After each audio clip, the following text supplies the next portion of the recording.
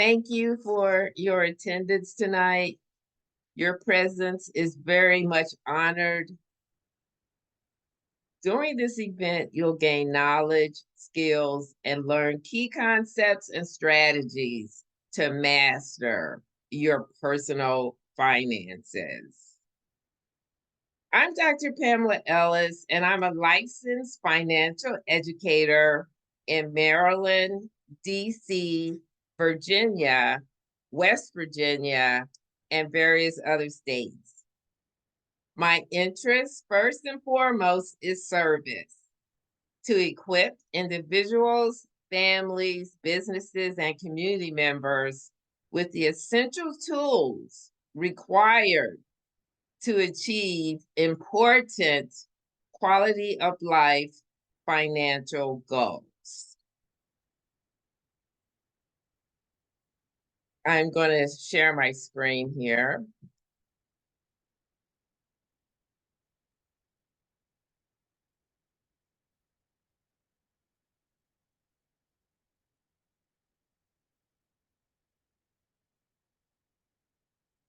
So our topic today is mastering personal finance. Let's consider, as an example, comparing our personal finance journey to growing houseplants. We know that some people are just better at growing houseplants like this succulent plant featured here. However, some people feel like they seem to relate more with the popular quote, "My house is where plants go to die," right?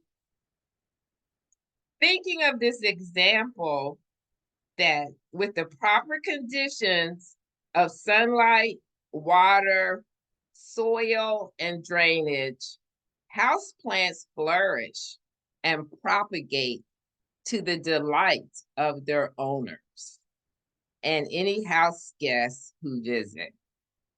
Similarly, our personal finances, with the proper conditions of knowledge, skills, and learning key concepts and strategies, are able to be mastered to our delight, benefiting us personally as well as our family members, friends, and community.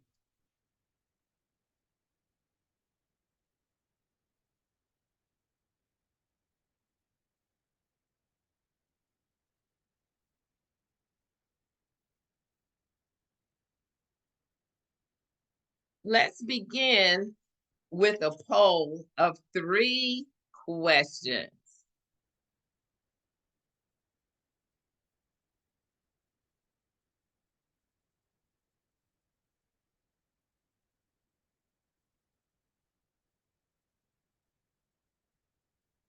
Okay, so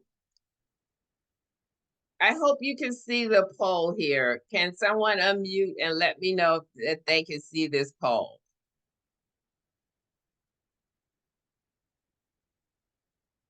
Okay.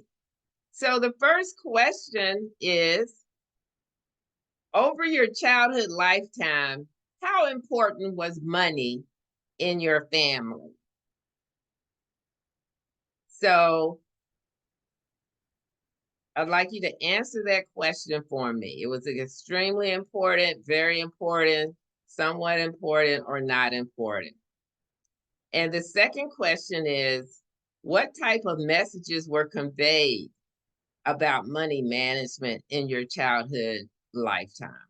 Clear messages, mixed messages, conversations on savings and investments did not occur.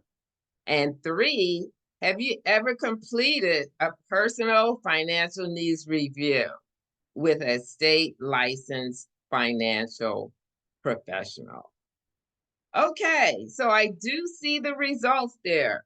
So just by answering these questions, it helps us to realize that our understanding of money management and finances is affected by a range of various factors.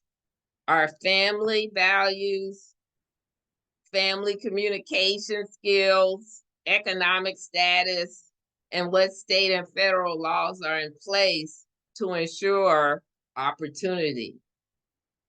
At some point, hopefully, sooner than later, eventually we come to an understanding that we have to master our own personal finances. So, and mostly what the results show is that people really understand that if you don't have the clear messages, then you're going to be at a disadvantage. So that's so important to understand.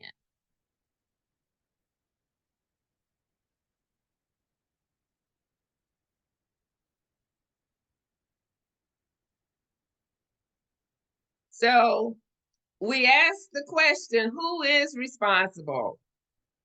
So again, we have to be the one to master our own personal finances.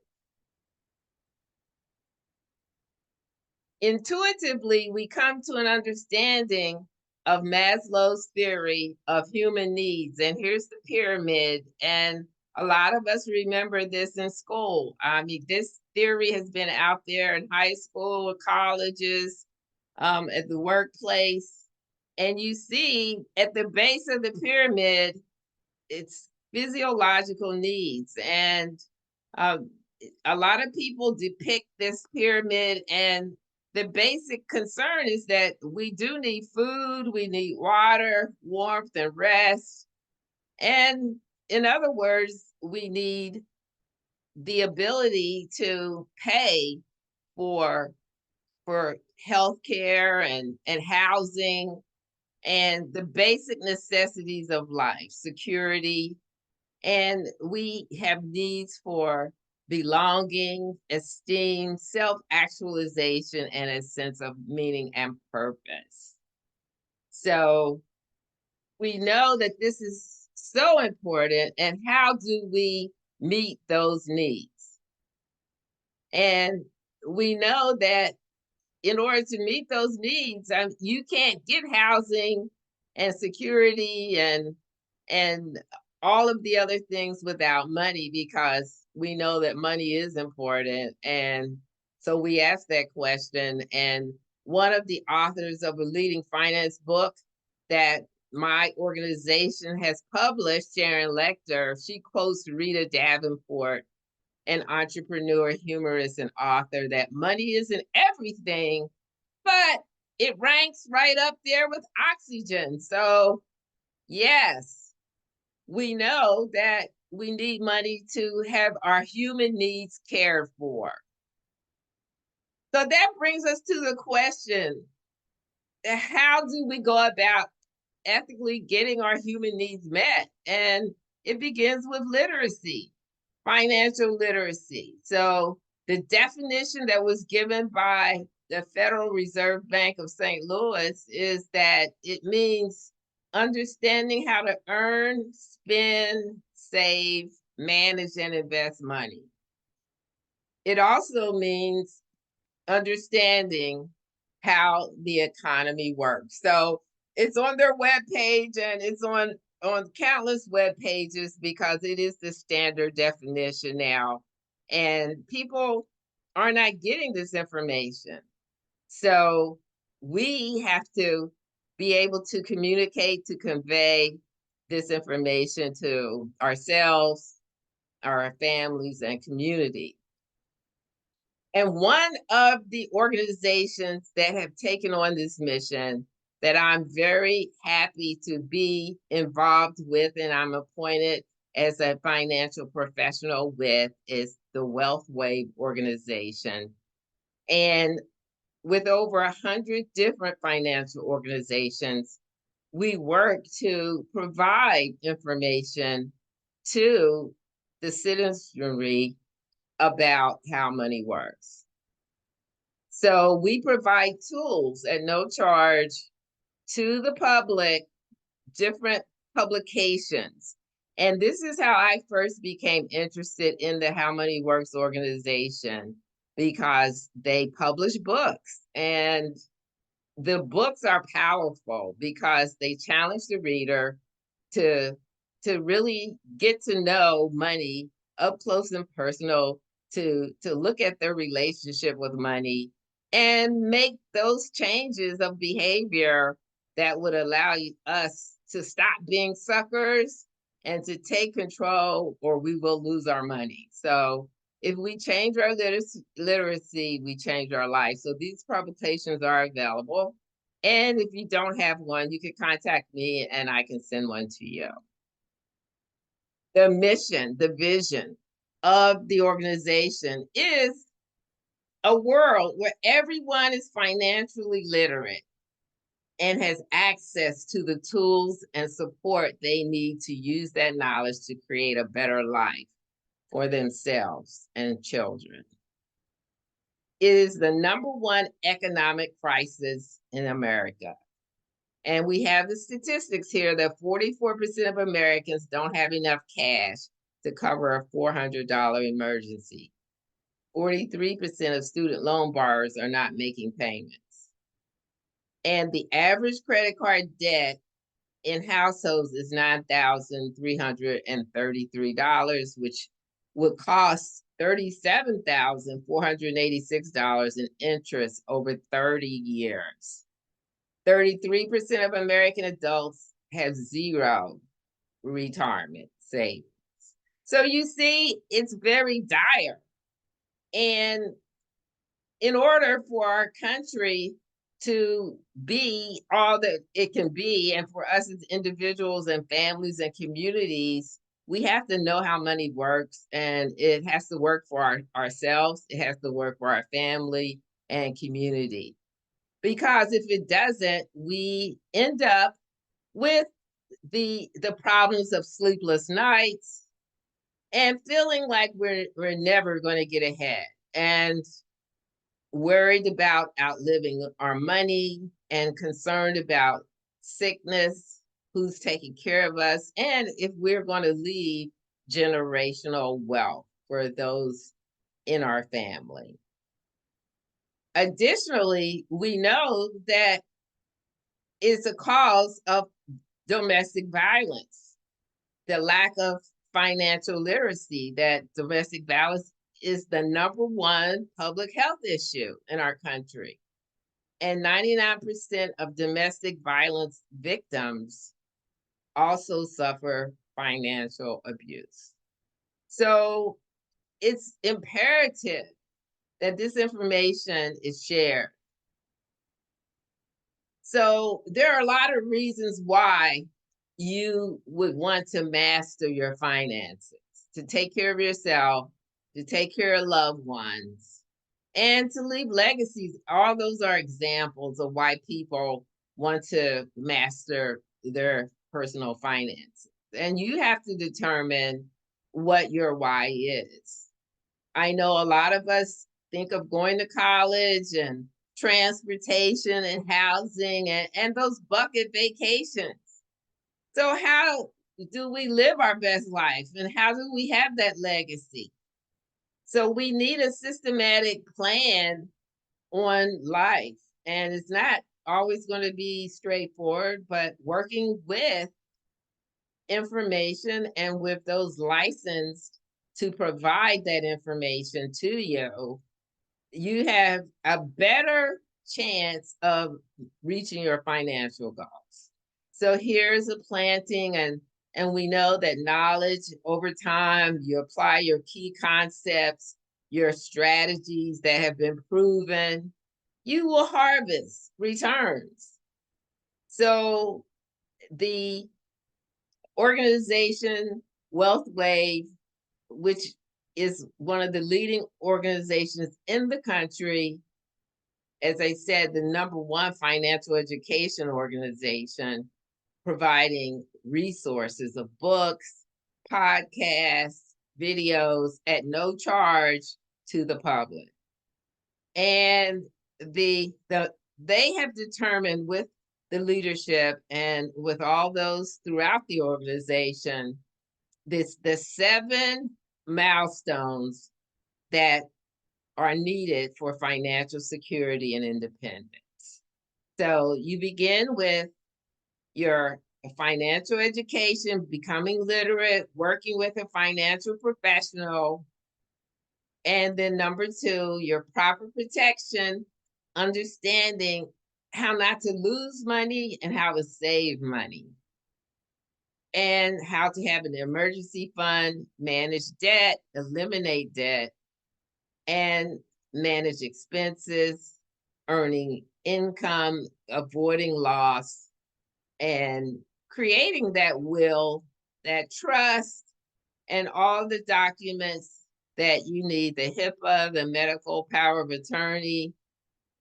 And so working with the organizations that we work with, we are able to provide you with information on all of these areas to help you decide what your legacy is going to be and work to achieve it. So many people don't know that in the United States and in the world, the financial industry really is the largest industry in the world. It's almost double the next 2, which is real estate and retail. So it's imperative that we understand how money works and be involved in the United States in understanding it to the point where it's benefiting us, and also the organizations in the United States understand, the financial organizations know that it is a problem, but some of them are ethical and some of them are not, as we'll see. So as I promised, we're going to look at a few. I chose 3 key concepts. So the first one is the power of compound interest. And hopefully you do already know this, but it is the potential of leveraging compounding interest paid on the sum of deposits plus all interest previously paid. So it is interest on interest. That's the number 1 key concept tonight. And you can see here with the graph, if you're getting 1% from age 26 to 66, you're only going to get $111,434 if you put $178 a month in an account. But that same amount, you'll get $1 million, 1,603, if it's in a 9% account. So here we see the power of compound interest through this graph. So it's going to be less than that if it's 6%, 3%, 1%. And you would not believe how many people don't know this, and they're saving every month for all these years. And instead of getting the 1 million, they're getting 100,000. So we have to know the power of compound interest. And our organization, WealthWave, we want people to know that you can see the numbers here. Capital One, they're only paying 1%. That's the highest percent return here. It's going to take people 72 years to double. So, you know, you're not making a lot on your checking accounts, and the rest of them are even lower. So the second concept is the time value of money, where you have to start now as early as possible, save regularly, and be patient. And we have an example here of the time value of money with Sarah and George. Sarah starts at age 22 and she stops saving at 29. She sets aside $4,000 a year for 8 years, and ultimately she's able to save $1,417,575. And George, he started at age 30 and he had to save, he had to pay continually. He never stopped paying until age 67. And he ended up even though he put in 4.75% more money than Sarah, he ended up with less money than Sarah due to compound interest and starting later than Sarah. So you see, do you want to start at 22 or do you want to start at 30? So the earlier you start, the better it is for you. So here is the mental math shortcut. It's called the rule of 72, our second concept, where 72 divided by the interest rate, it'll be the time for your money to double. We see an example here. So if you have an interest rate of 12%, at the end, at the bottom one here, is going to be 6 years for your money to double. So if you have $10,000 in a 12% account, you're going to have $20,000 in 6 years. So that's the rule of 72. But look at what the banks are doing to us. They're charging us 17%, the average credit card interest, and their money is doubling in 4.2 years. So it works in the reverse also. And it's unscrupulous, and that's what one of the characters in the book talks about, May, that why should our money double 800 years from now or some astronomical time? So the longer you wait, the more you must stay. And you can see here, starting in your 20s, most people don't even know that if they start in their 20s and just pay $113 a month, that they could be able to save $1 million in a 9% average compounded monthly account. But if they wait until 40, they'd have to save $731. You have the impact of taxes. You have to know about that and how the different financial vehicles are taxed differently. So that is what a financial professional helps you look at: how to keep your money, how to pay less when you don't have to pay taxes, and have a legacy for your children. And we know the different types of accounts. We have tax now, tax later, and tax never accounts. And you can see with the color coding of the flags here, which ones are which. You have taxable accounts, investments made from your business income, your employment, and taxes paid annually on interest earned unless held in a qualified account. The qualified accounts are 401k, 403b, 457. Those are the qualified accounts where you pay income tax at the future tax rate. So that's tax later, tax deferred. And your annuities are also tax deferred. Then you have the tax never accounts.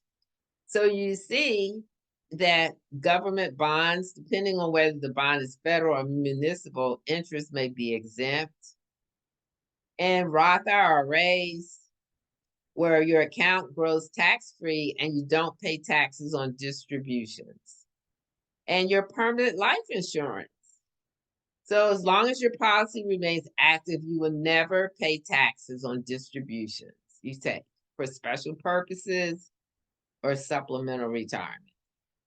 And so those are important benefits that people don't know about with permanent life insurance. There's cash value, premium flexibility, there's long-term care, which is a huge cost. It's averaging $8,000 a month for people. And a lot of people need long-term care. Most of us do. And then you have insurance for life. So it doesn't stop at like a term. If it's like a 10, 20, 30-year term, it's there until you are at your transition moment and your family gets those benefits. They get that paid value, that death benefit, as well as they contain critical illness and chronic illness riders with permanent, which you don't have with term.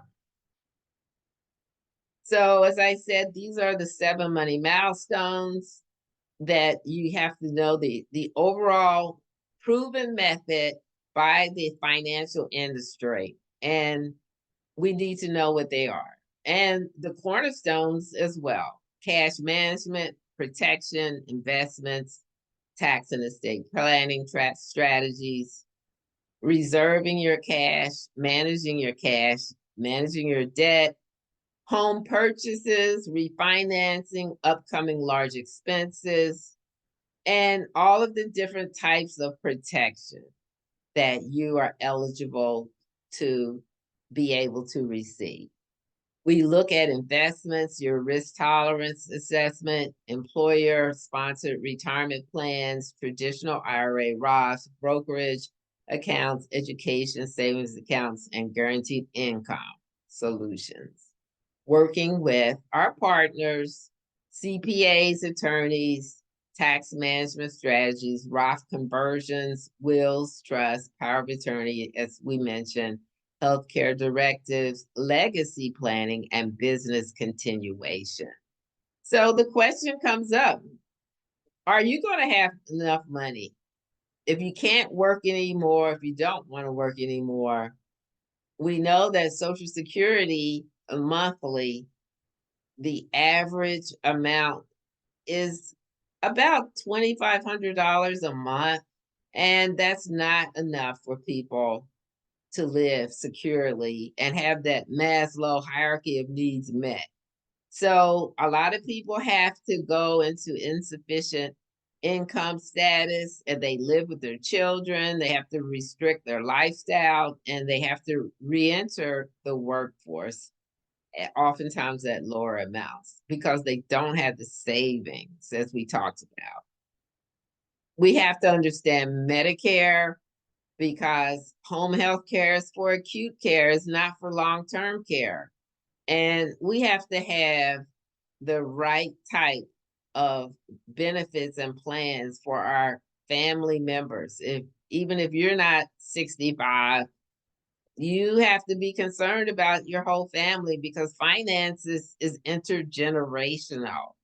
So it's going to affect you, it's going to affect them, and you need to talk to professionals to get the very best care.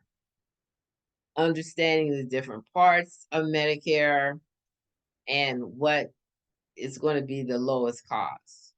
So how we work together, we provide a comprehensive health and financial needs analysis.